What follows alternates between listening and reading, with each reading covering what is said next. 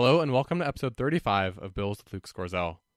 American society is as divided as ever, and one of the most controversial topics in today's political atmosphere is the Second Amendment and the right to bear arms. So today we're going to go in depth into the history behind the Second Amendment. Stay tuned. I'm Luke Scorzel, and you're listening to Bills.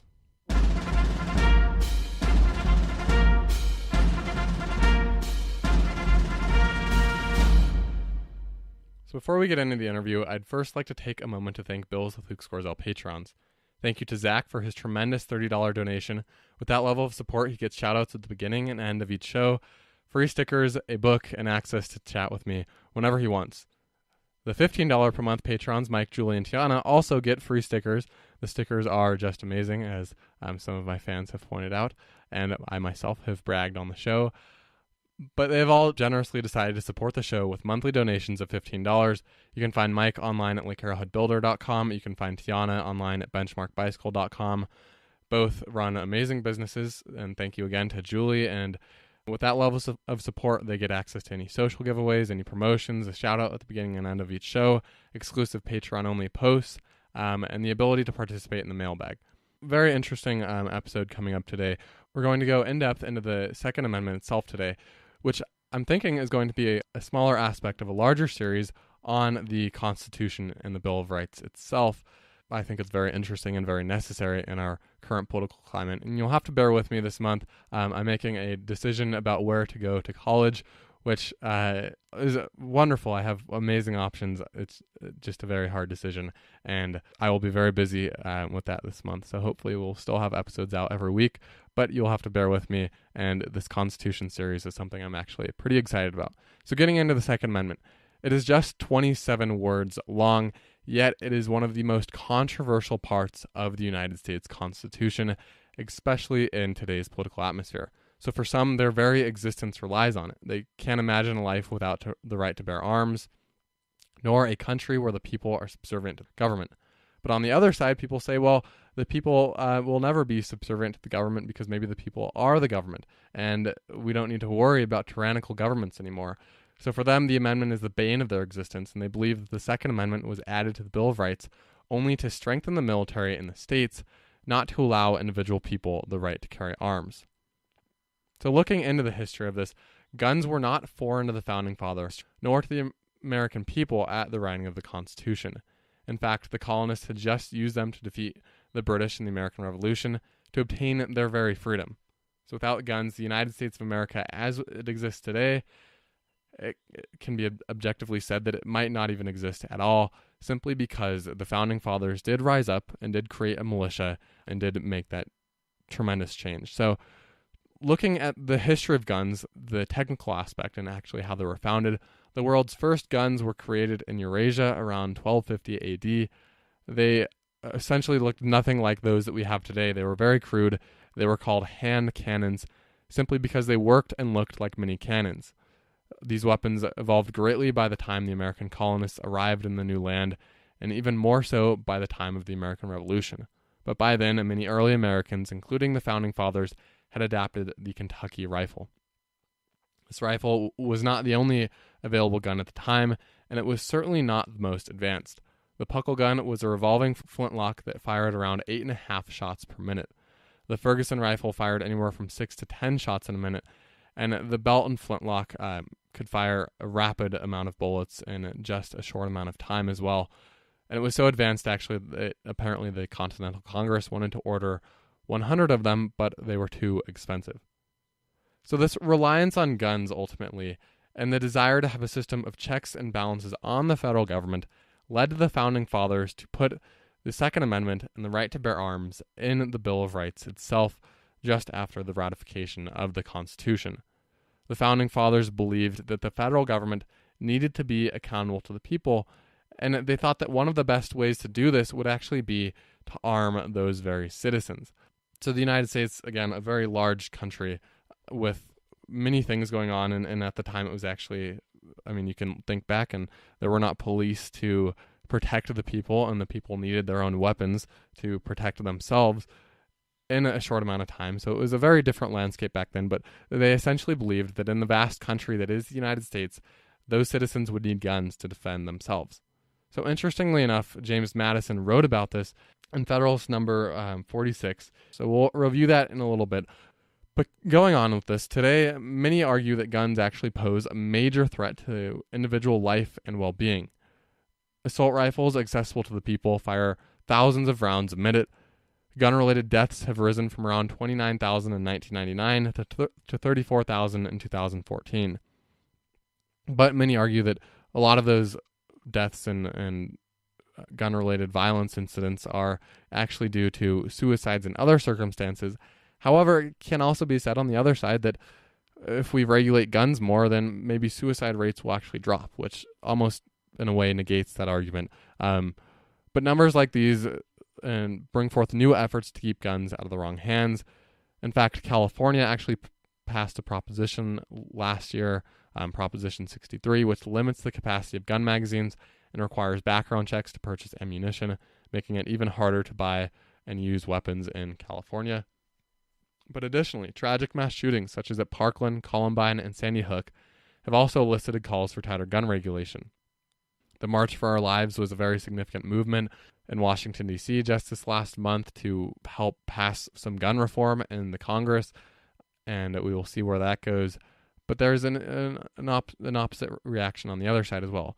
So looking more at this, the Brady Handgun Violence Prevention Act of 1994 was actually an act that was somewhat effective in keeping deadly weapons out of the wrong hands.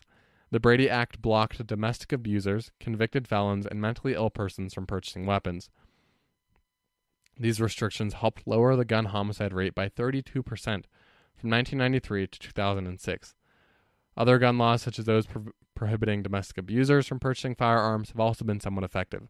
The FBI reports that these laws have kept 94,000 dangerous people from purchasing firearms, protecting the lives of those abused families.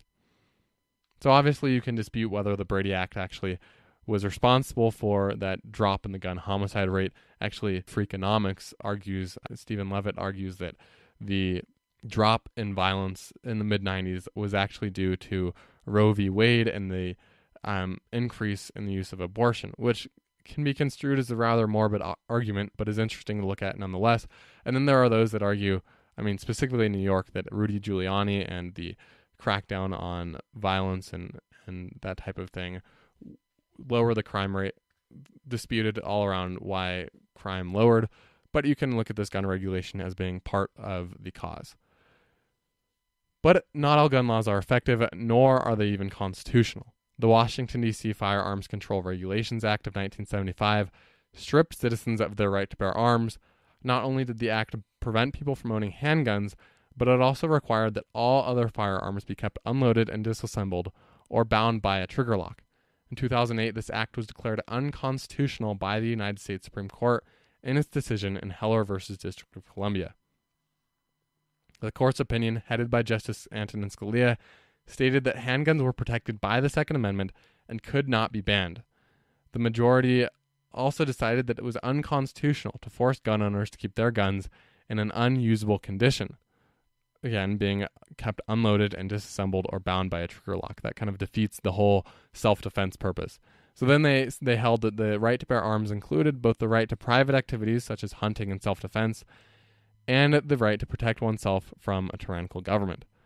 So the court defined self-defense as either protection from an imminent threat, such as a home invader or attacker, or again from such an encroaching government, which the founding fathers actually were aware of and at the time were very interested in repelling that. So if we look at what we mentioned earlier, Federalist 46 by James Madison, and it states that besides the advantage of being armed, which the Americans possess over the people of almost every other nation, the existence of subordinate governments to which the people are attached and by which militia officers are appointed forms a barrier against the enterprises of ambition more insurmountable than any which a simple government of any form can admit of.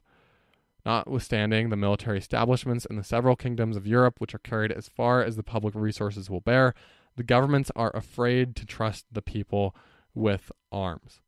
So Madison also argues that a militia by the people can be a check against a military formed by the federal government itself even militias organized by the state governments. So the Founding Fathers were certainly aware at this time that the Second Amendment might prove to be a detriment to any ambition held by a federal and tyrannical government. So looking at this again, most people don't actually know that the second definition given by the court was to protect ourselves against the government. Obviously now it's become more controversial because of all of this debate surrounding the Second Amendment more recently, but it is still interesting to note. While a tyrannical government may sound extreme, it was a significant threat in the minds of the Founding Fathers when drafting the Constitution, simply because they had just used their guns to defeat Great Britain, which was its own tyrannical government. So this is also evidenced outside of the Second Amendment by Thomas Jefferson, who was very outspoken on the topic. In a letter to James Madison prior to the signing of the Constitution and the ratification of the Bill of Rights, he wrote, "What country can preserve its liberties if their rulers are not warned from time to time that their people preserve the spirit of resistance? Let them take arms." So very interesting to look at there.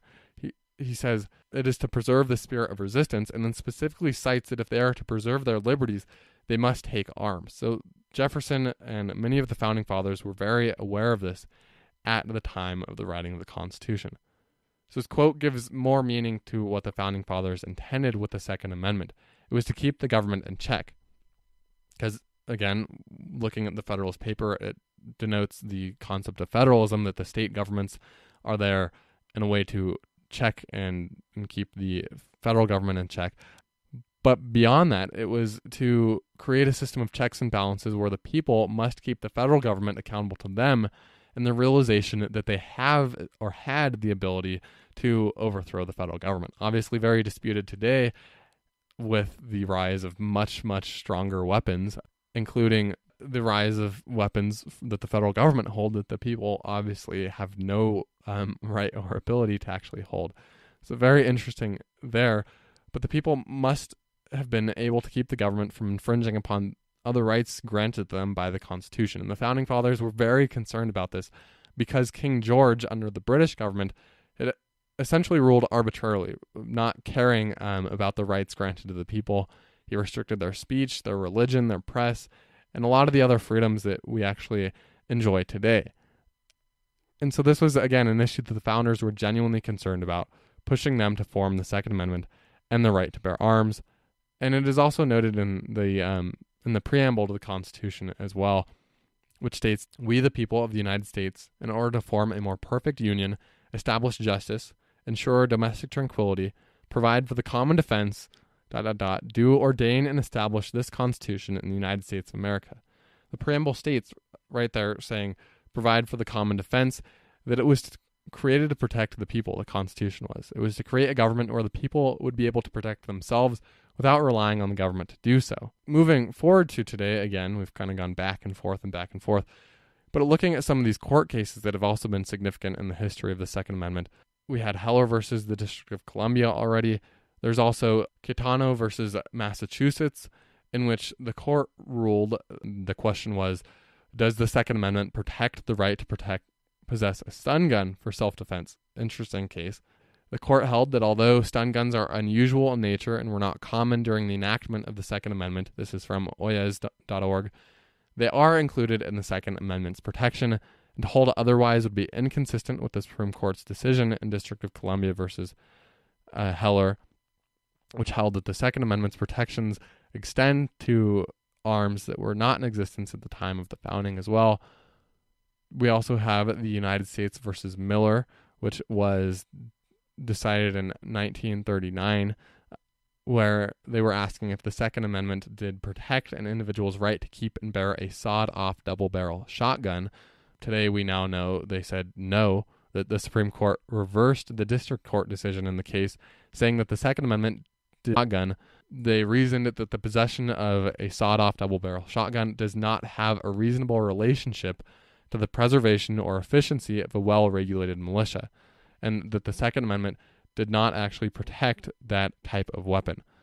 So there are many more other cases. The United States is not granted by the Constitution, neither is it in any manner dependent upon it, in that it shall not be infringed by Congress, and has no other effect than to restrict the powers of the national government.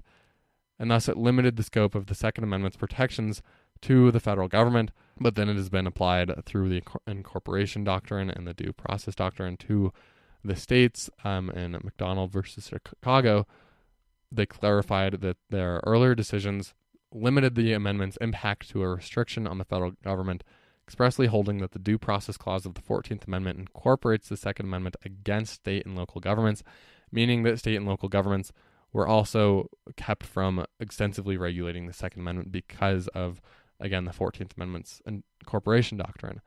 So many things going on with the Second Amendment. We covered the Federalist Papers. We covered some court cases that had to do with the Second Amendment, and a lot of the history behind it. So today, remembering back to all of this, our founding period, we have to remember that it was a different time period, but also that they had this sense and this idea that the people were to be resistant to the federal government and to keep it vastly in check. So today we need to kind of ask ourselves the question of, like, how much do we actually trust our federal government?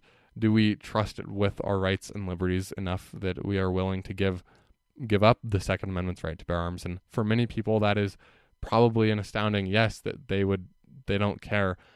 But we again have to look at a lot of the significance of this in both a historical context and in the present day, because there are also a great number of people, including my guest on the show the other week, Michael Johns, who would astoundingly say, no, the government is not in line to take away our Second Amendment rights. And maybe, in fact, that would actually be what the Founding Fathers were afraid of when they drafted the Second Amendment and the right to bear arms.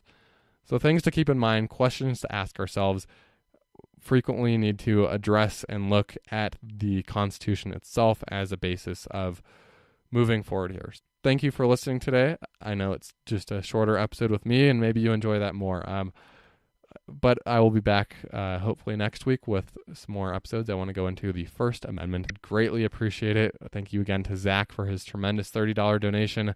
Very generous of him, and I thank you so much for that. Thank you to Mike, Julie, and Tiana for their $15 a month donations.